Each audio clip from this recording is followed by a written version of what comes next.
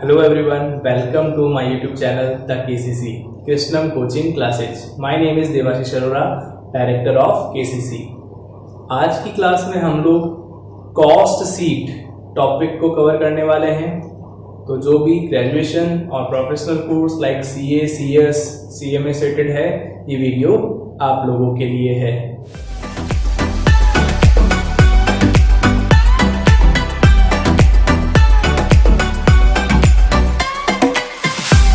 Okay, तो जैसे कि मैंने आप सब लोगों के सामने एक कॉस्ट शीट बनाई है। लास्ट वीडियो में मैंने आपको बताया था कि कॉस्टिंग का मेन टारगेट होता है टू कैलकुलेट कॉस्ट और सेकंड टारगेट होता है कंट्रोल द कॉस्ट, यानी कॉस्ट को कैसे कैलकुलेट करें और कैसे कंट्रोल करें। तो कॉस्ट को कैसे कैलकुलेट करना है वो ये कॉस्ट शीट आपको हेल्प करेगी उसमें, यानी कि इस कॉस्ट शीट की हेल्प से आप पहले क्वेश्चन का आंसर दे पाओगे, हाउ टू कैलकुलेट कॉस्ट। तो अपन ध्यान से और एकदम इजी वे में, बेसिक लैंग्वेज में इसको टॉपिक को फटाफट से कवर करते हैं। राइट, सबसे पहले फॉर्मेट देख लेते हैं। ऊपर हेडिंग कॉस्ट शीट लिखा हुआ है। राइट, स्टेटमेंट ऑफ कॉस्ट लिखो तो भी कोई दिक्कत नहीं है, यानी कॉस्ट शीट लिखते हैं कुछ लोग स्टेटमेंट ऑफ कॉस्ट लिखते हैं, दोनों का मतलब एक ही होता है। देन वही नॉर्मल सा पर्टिकुलर और रुपीज के 2 कॉलम। ओके, आपको लास्ट वीडियो में अगर मेरा एक पॉइंट याद है तो मैंने कहा था कॉस्ट या कॉस्टिंग के अंदर 3 एलिमेंट्स मेन हैं, यानी एलिमेंट्स ऑफ कॉस्ट क्या क्या थे। पहला एलिमेंट था मटेरियल की cost, material cost, labour cost, overhead cost, यानी 3 चीजों के बेसिस पर कोई भी प्रोडक्ट की कॉस्ट डिपेंड करती है। तो ये कॉस्ट शीट भी कुछ इसी तरीके की है। पहले सबसे पहले उसने, अगर मैं इन सब की एक बार बात नहीं करूं तो रॉ मटेरियल कंज्यूम यानी मटेरियल लिया, फिर डायरेक्ट वेजेस का मतलब होता है लेबर लिया, राइट, और फिर ओवरहेड्स यानी कि डिफरेंट ओवरहेड्स ले लिए और सबको ऐड कर दिया।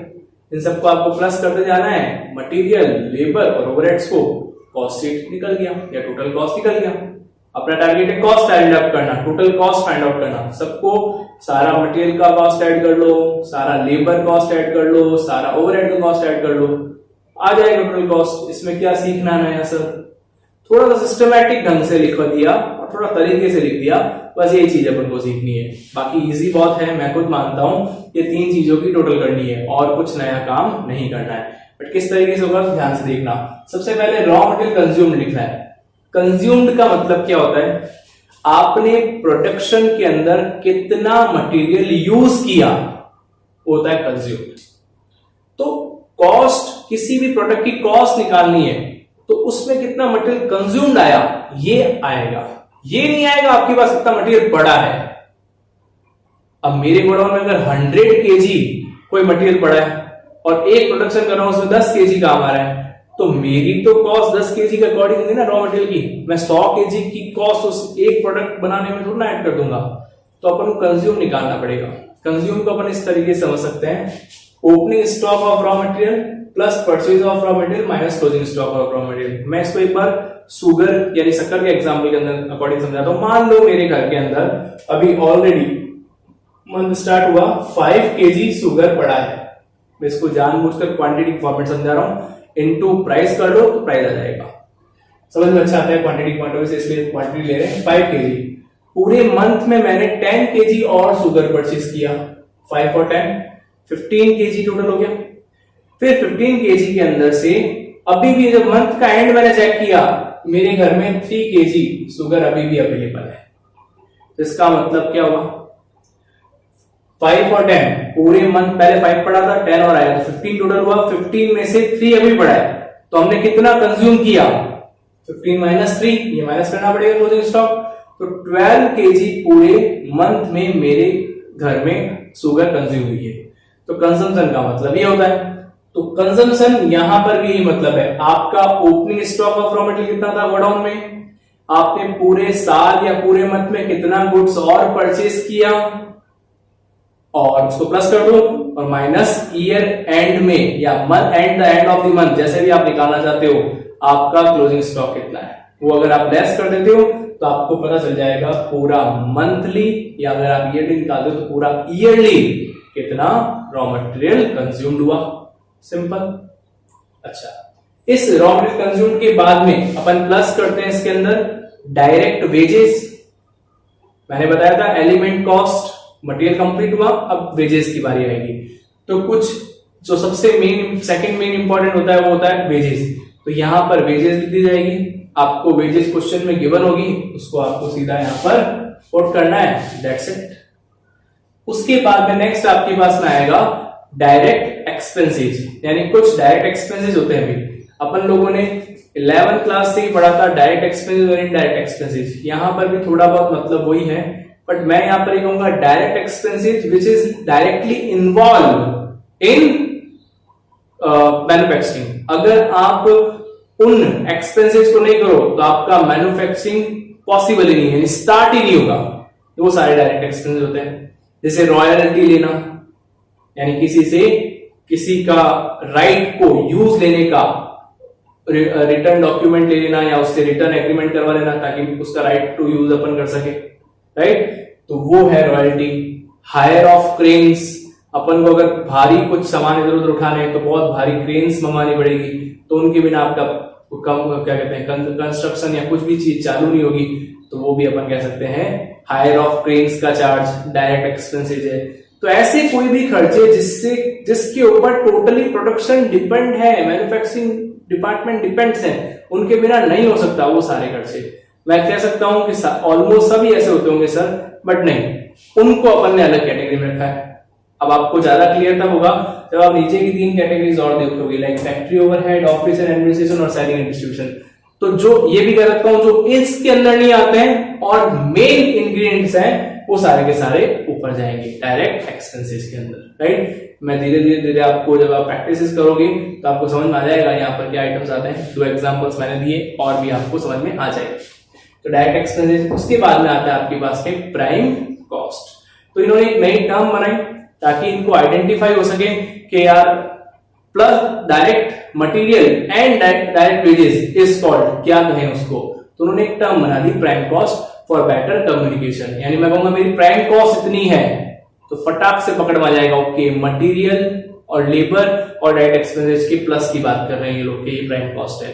तो फॉर बेटर कम्युनिकेशन एक नई टर्म डाली गई प्राइम कॉस्ट। आप डेफिनेशन में ये कह सकते हो total of material, labour and overhead is called prime cost. ये इजी से इजी लैंग्वेज के अंदर प्राइम कॉस्ट की डेफिनेशन हो सकती है। और ज्यादा कुछ माल मसाला लगा के अगर आप इसको बनाओ तो बना सकते हो, कोई दिक्कत नहीं है। तो वो है प्राइम कॉस्ट। उसके बाद में प्राइम कॉस्ट के बाद में अगर आपने नोटिस किया तो मैंने ओवरहेड, ओवरहेड और ओवरहेड लिखा है। तो सर आपने कहा था 3 एलिमेंट्स होते हैं, मटेरियल आपने लिख दिया, लेबर आपने लिख दिया, अब ओवरहेड। तो हाँ मैंने ओवरहेड ही लिखा है, पर ओवरहेड अपने आप में 3 टाइप का होता है, factory overhead, office and administration overhead, selling and distribution overhead. In simple language में बात करूं, जो भी एक्सपेंसेस फैक्ट्री के अंदर होते हैं वो फैक्ट्री ओवरहेड्स हो गए, जो सेलिंग एंड डिस्ट्रीब्यूशन के अंदर होंगे वो सेलिंग एंड डिस्ट्रीब्यूशन ओवरहेड हो गए, और जो ऑफिस एंड एडमिनिस्ट्रेशन के अंदर होंगे वो ऑफिस एंड एडमिनिस्ट्रेशन ओवरहेड्स हो गए। यानी ओवरहेड्स यानी कि जो अदर एक्सपेंस उनको इन्होंने 3 कैटेगरी में डिवाइड कर दिया है, जो जिसमें जाता है उसको उसमें डाल दो। तो अब आपके पास में जब भी क्वेश्चन आएगा तो आपको उसमें से कोई टर्म दी तो उसमें आपको फील करना पड़ेगा ये किस कैटेगरी में आता है, जिसमें भी आपको कैटेगरी में लगे उसको आपको उसमें पुट करना है। जैसे कि अगर अपन को बात करें ऑयल, ग्रीस, तो ये सब चीजें फैक्ट्रियों में ज्यादा होती है तो फैक्ट्री ओवरहेड्स में आएगा। प्रिंटिंग पेपर्स या स्टेशनरी तो ये ऑफिस में ज्यादा होता है तो ऑफिस में आएगा। और ट्रांसपोर्टेशन या गोडाउन चार्जेस या डिलीवरी वैन ये सेलिंग एंड डिस्ट्रीब्यूशन में आएंगे। तो और भी खूब सारी टर्म्स होती है इसके अंदर। जैसे ही अपन को वो टर्म आती है अपन को उसके बारे में दिमाग से थोड़ा सा हल्का सा अगर आप सोचोगे तो आपको समझ में आ जाएगा ये कौन सी कैटेगरी के अंदर आएगा, राइट। तो फॉर सर ऐसा क्यों किया, for better presentation, that's all, कि ताकि सारी चीजें अलग अलग हो जाए कि फैक्ट्री में कितना खर्चा लगा, ऑफिस में कितना लगा और सेलिंग डिस्ट्रीब्यूशन हो जाए तो सारा एक साथ लिख सकते थे, बट एक तरीके से मिक्सचर हो जाता, समझ में नहीं आता, इसलिए तीनों को अलग अलग लिखा। तो अब देखो फैक्ट्री ओवरहेड को ऐड किया तो फैक्ट्री ओवरहेड का इन्होंने दूसरा नाम दिया वर्क्स ओवरहेड भी, अब उसको वर्क्स ओवरहेड भी कह सकते हो। तो फैक्ट्री ओवरहेड बोलो, वर्क्स ओवरहेड बोलो, एक ही बात है। इन दोनों को अगर आप प्राइम कॉस्ट, इसको अपन प्राइम कॉस्ट के अंदर ऐड करते हैं तो फैक्ट्री कॉस्ट आएगा या वर्क कॉस्ट आएगा। अगेन नई term for better communication, work cost means total of material, labour, direct expenses and factory overheads. तो ये वर्क कॉस्ट हो गया। तो अच्छा समझ में आए, कम्युनिकेशन फटाफट से हो जाए, इसलिए टर्म दी जा रही है। प्राइम कॉस्ट, फिर फैक्ट्री कॉस्ट, इसको अपन वर्क्स भी बोल सकते हैं। वर्क्स बोलो, फैक्ट्री बोलो, एक ही बात है। उसके बाद में ऑफिस एंड एडमिनिस्ट्रेशन इसके अंदर ऐड कर दो आप। मैंने ऑफिस एडमिनिस्ट्रेशन के बारे में बताया आपको, तो आ जाएगा आपका कॉस्ट ऑफ प्रोडक्शन, यानी आप जितना भी प्रोडक्शन किया है आपने अभी का, उसकी टोटल कॉस्ट कितनी है ये पता चल जाएगी आपको। ऑफिस खर्चे खूब सारे होते हैं, ऑफिस के स्टाफ को सैलरी, ऑडिट चार्जेस, बहुत सारे आएंगे। जब प्रैक्टिस क्वेश्चन देंगे तब बताएंगे आपको, राइट। तो कॉस्ट ऑफ प्रोडक्शन आ जाएगा। फिर उसके अंदर सेलिंग एंड डिस्ट्रीब्यूशन अगर आप ऐड करते हो तो कॉस्ट ऑफ गुड्स सोल्ड आ जाएगा, या जिसको अपन कहते हैं टोटल कॉस्ट। यानी कि जैसे ही आप सेलिंग एंड डिस्ट्रीब्यूशन ऐड करोगे तो आपको कॉस्ट ऑफ गुड्स सोल्ड मिल जाएगा, यानी कि जो भी आपने गुड्स सेल किया, मतलब जैसे ही आप प्रोडक्शन करोगे, प्रोडक्शन करके उसको सेल आउट करोगे, तो सेल करने तक भी कॉस्ट लगती है। ऐसा नहीं है फैक्ट्री के अंदर लग जाती है, ऑफिस के अंदर, तो उसको सेल करने के लिए बहुत सारी मार्केटिंग करनी पड़ती है। तो सारी कॉस्ट भी तो कोई भी कंपनी, प्रोडक्शन कंपनी अपन से कवर करेगी। तो टोटल कॉस्ट तब निकलेगी जब आप उसमें सेलिंग एंड डिस्ट्रीब्यूशन का ओवरहेड्स भी ऐड कर दोगे, यानी जो भी उसकी मार्केटिंग का है, उसने अगर सेलिब्रिटी को बुलाया है, एडवर्टाइजमेंट करवाया है, सबकी कॉस्ट उस प्रोडक्ट के अंदर इंक्लूड होगी। तभी तो कहते हैं जितनी ज्यादा ब्रांड या प्रोडक्ट की ज्यादा मार्केटिंग हुई है, उतना ही ज्यादा प्रोडक्ट महंगा है। भले ही उसकी क्वालिटी नॉर्मल कोई प्रोडक्ट की क्वालिटी के सिमिलर हो, पर वो महंगा इसलिए क्योंकि उसकी मार्केटिंग अच्छी हो रखी है। इसीलिए सेलिंग एंड डिस्ट्रीब्यूशन को भी टोटल कॉस्ट में ऐड किया जाएगा। तो ये फाइनली आपकी टोटल कॉस्ट आ जाएगी। हालांकि अभी तक जो मैंने यहां तक बनाई है टोटल कॉस्ट आ गई, उसके बाद में इसके अंदर मैं पूरा बताता हूँ। प्रॉफिट ऐड होगा तो लास्ट सेल्स आ जाएगी। तो टोटल कॉस्ट में आप अपना मार्जिन जोड़ो, जैसे मैंने कहा, तो आपकी सेल आ जाएगी। जैसे मान लो टोटल 8 लाख रुपीज की कॉस्ट है, 8 लाख, तो उसमें मैं 2 लाख प्रॉफिट कमाना चाहता हूं, तो 2 लाख ऐड कर दो तो 10 लाख की सेल हो गई। सेलिंग प्राइस कितनी होगी, टोटल सेल्स कितनी होगी अपनी पूरी फैक्ट्री की, 10 लाख। कॉस्ट पूछे तो कितनी हो गई, 8 लाख। प्रॉफिट पूछे कितना हो गया, 2 लाख।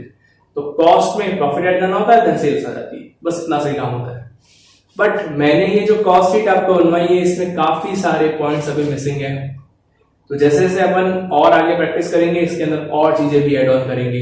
लाइक कुछ स्टॉक, जैसे कि ओपनिंग स्टॉक और रॉ मटेरियल, क्लोजिंग स्टॉक और रॉ मटेरियल तो मैंने ले लिया, कुछ और स्टॉक्स भी आते हैं, उनको अपन एडजस्ट करेंगे। देन कहीं जाकर के फाइनल या पूरी टोटल कहते हैं कंप्लीटेड कॉस्ट शीट तैयार होगी।